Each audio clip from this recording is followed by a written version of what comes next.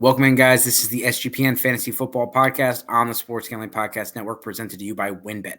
WynnBET is now live in Arizona, Colorado, Indiana, Louisiana, Massachusetts, Michigan, New Jersey, New York, Tennessee, and Virginia.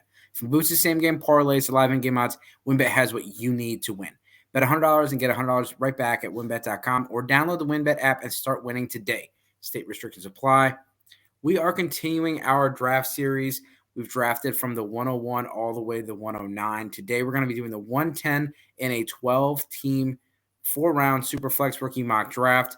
We're going to be talking draft strategies, values, and breaking down some of our favorite players that you can draft at this team. At the end of the day, you always want to maximize your pick value.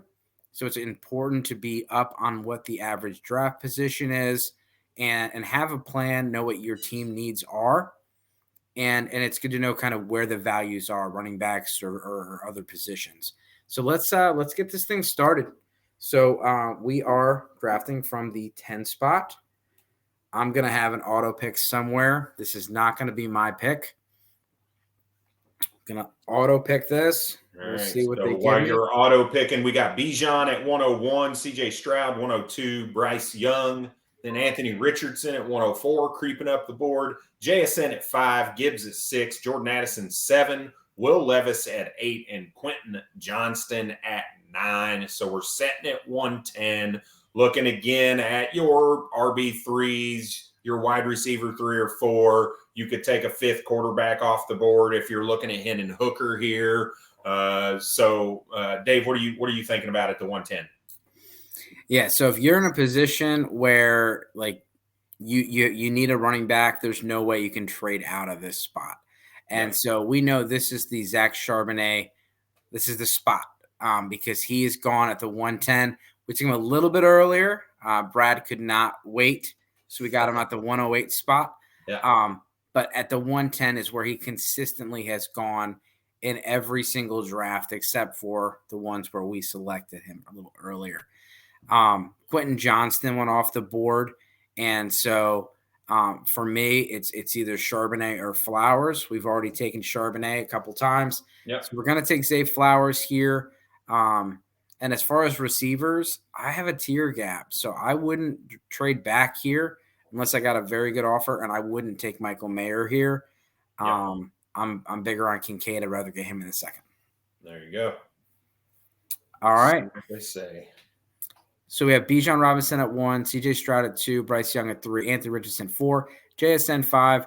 We have Gibbs at 6, Addison at 7, Will Levis at 8, Quentin Johnston at 9, Zay Flowers at 110. That's our pick.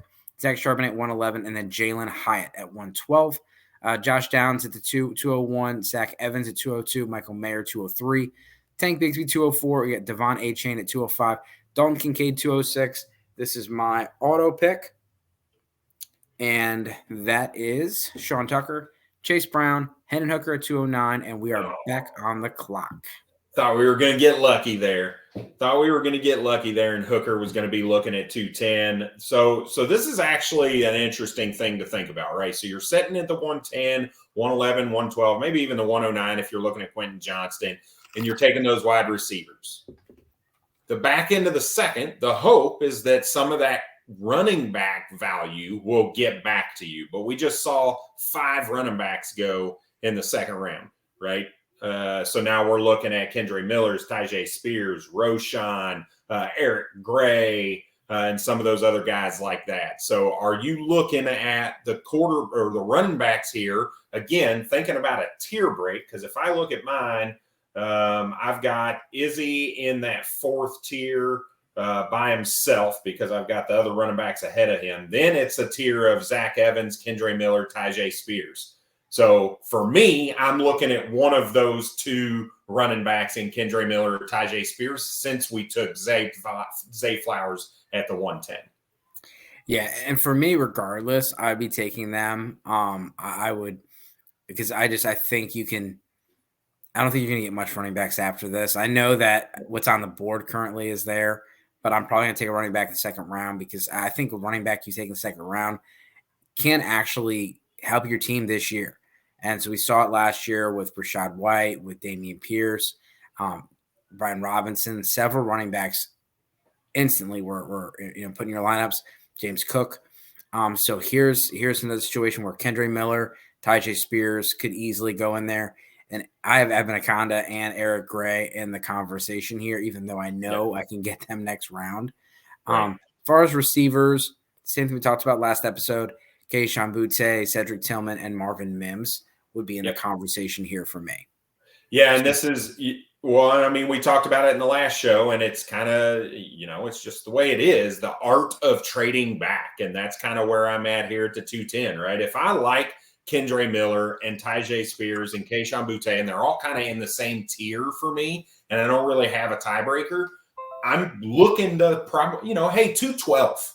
Where do you, maybe you really want to come up, you're worried that Kendre Miller is going to get taken, right? And this is where knowing your league comes into play also. Knowing who your other teams like, who your owners like, that kind of thing, and play into that and saying, hey, I know you like Kendre Miller. He's top of the board here. I want to trade back a little bit. Let's just go from 210 to 212, swap there, and throw me a third-round pick for next year, right? Or something like that where you're adding assets but still getting your guy out of the tier, right? So figuring out what the best way to do that is going to be different in every situation, but that's one I'd be looking at here if that's the tier break, right? Which for me it is, in between Miller, Tyjae Spears, and Keishawn Butte. Yeah, you mean make a list and say these are the 5 guys that I want, and then don't trade any further back than that. Just call everybody in order. That's right. Obviously, you're going to get more value if you trade back to 302 than the 212, but don't trade back to 302, get more value, and then not like who you're going to pick. And not get your guy. That's right. That's right. So let's just go with, whatever you want to do here, sir. Let's go your man Marvin Mims. Let's start to work on his ADP for you. I know he's in your case. I gave my comp for him as T.Y. Hilton. Mims is just, he's a fun player. He's just a player that not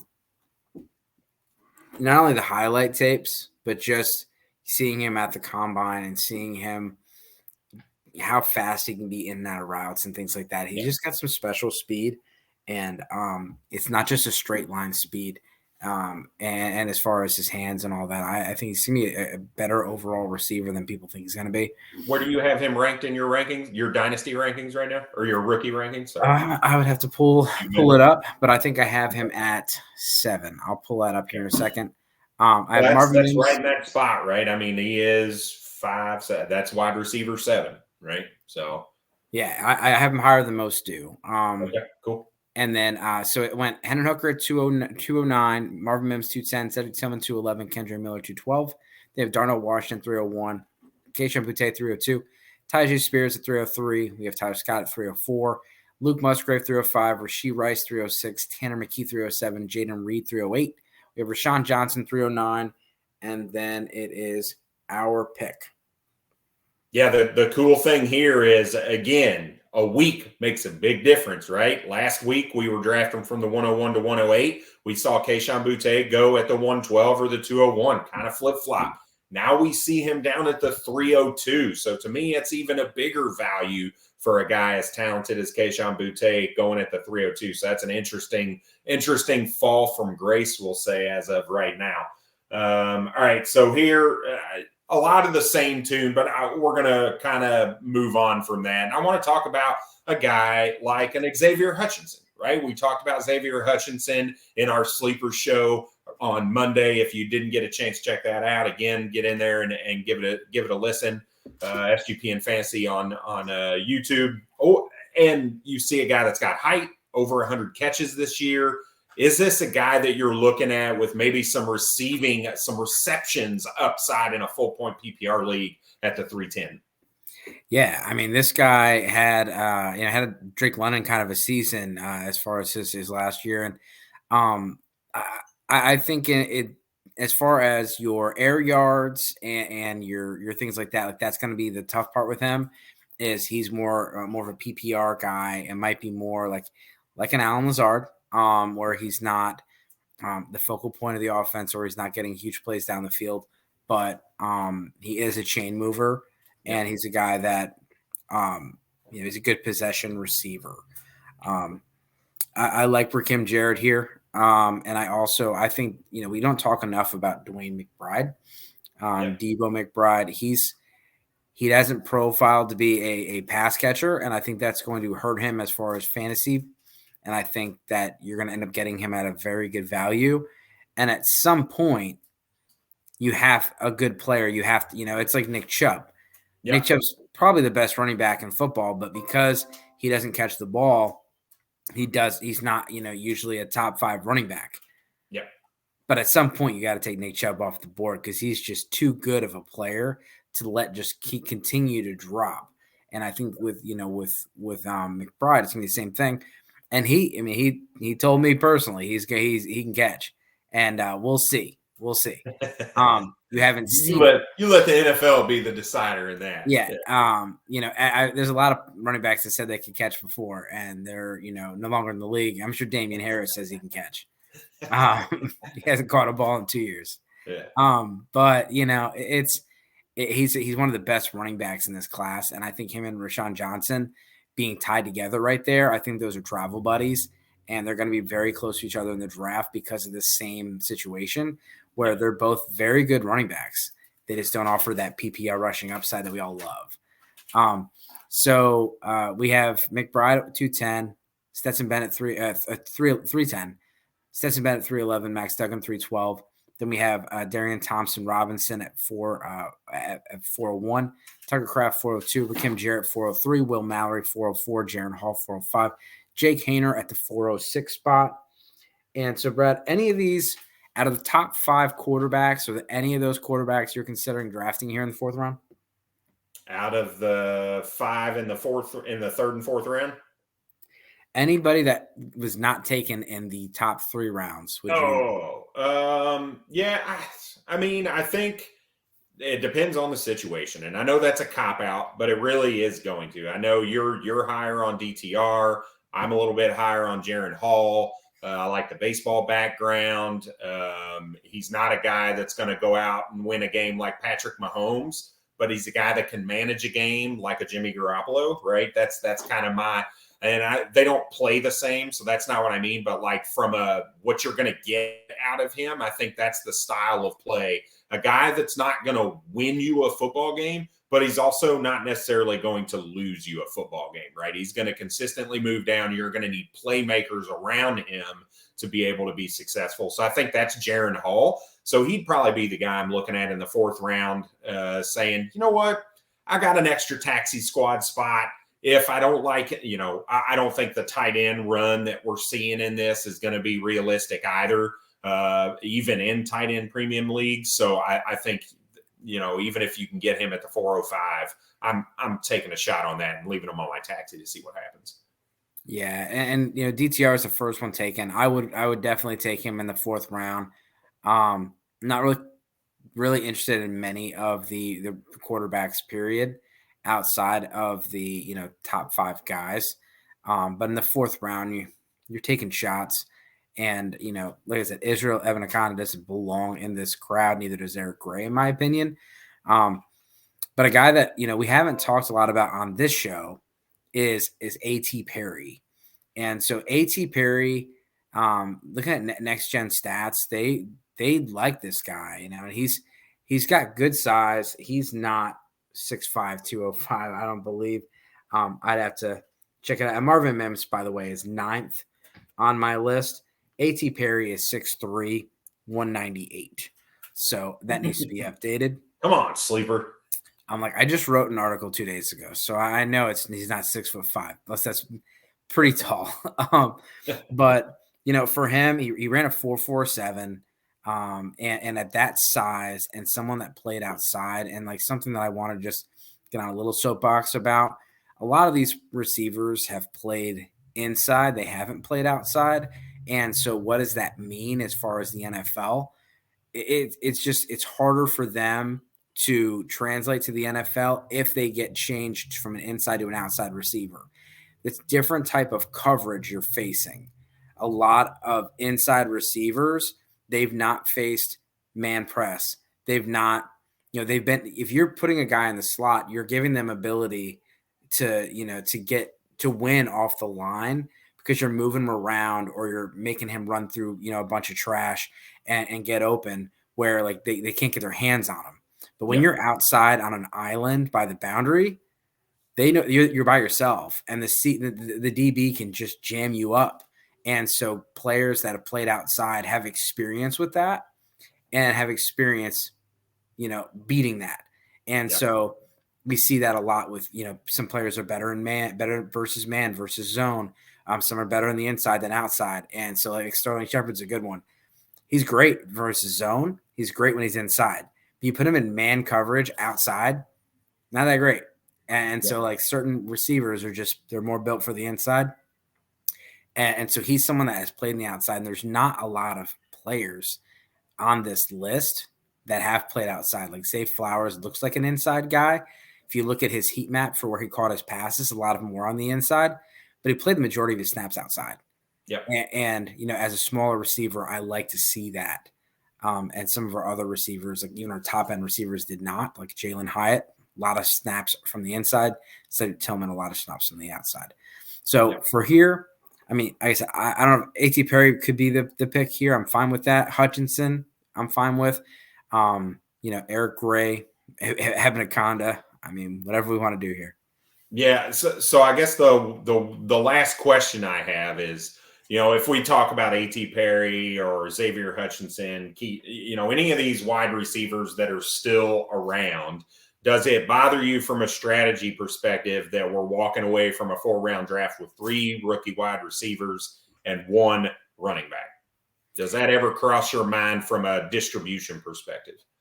Yeah, I mean, like I said, I don't think Eric Gray or Abanikanda belong to be here, but I'm someone that I'll take more shots on rookie running backs because you get a faster return. I'm okay with some of the receivers if I really like them, but you just get such a faster return on running backs than you do any other position because of the volatility of the position. Kenny McIntosh is second best available. Yeah. And that was going to kind of be my question is, are you okay setting at this spot? Let's say some of those receivers are off. Do you see any value in Kenny McIntosh or Deuce Vaughn at the next level? I don't want to say they're on a do not draft list for me, but right now, unless they get really, really nice draft capital, they're not even on my radar to be taking even a shot in the 4th round on. Yeah, I mean, this is a good spot where you go, hey, who wants this pick? And somebody gives you a 4th round pick next year, and then you save the roster spot and then just get a UDFA. So I end up getting Eric Gray or A.T. Perry plus a 4th round pick next year. Yeah. And so like that's a good way to manipulate the roster because draft picks won't take up a roster spot. So I'll get a future pick and I'll still get one of these guys once waivers go. But if there's a guy on here that I don't like, I would not let Eric Gray hit waivers. I would take him. But if there's a player that you do not want to allow to hit waivers, you just scoop him up and go. But if you're okay with just playing the game, then do that. And then always, always check your league settings and check with the commissioner. I've been in some leagues and like waivers started immediately after the draft. Right. And I'm like, what kind of crap is that? Like, they should happen at least 24 hours after, Yeah. And some people can have more roster spots than others, but that's crap for me. Good season. Your settings. That's right. All right. Well, hey, let's check back in with one more sponsor before we get out of here. Again, please like, subscribe, and set those notifications. We're doing mock drafts all season. Yeah, and look, hey, Draft Day 2023 is coming up, sponsored by the Sports Gambling Podcast guys, Sean and Ryan. And look, they're going to utilize Underdog Fantasy to do that. And Underdog Fantasy continues their March Madness College Pick'em, and it is a great way to get in on all the action, whether you're looking at basketball player props or NBA or NHL daily games. So head over to UnderdogFantasy.com and use promo code SGPN for a 100% deposit bonus of $100. Again, that's UnderdogFantasy.com, promo code SGPN. So I think that calls. I think we're done, Dave. We good? Yeah, we're good. We're good. As always, good luck this season. Cheers. Done.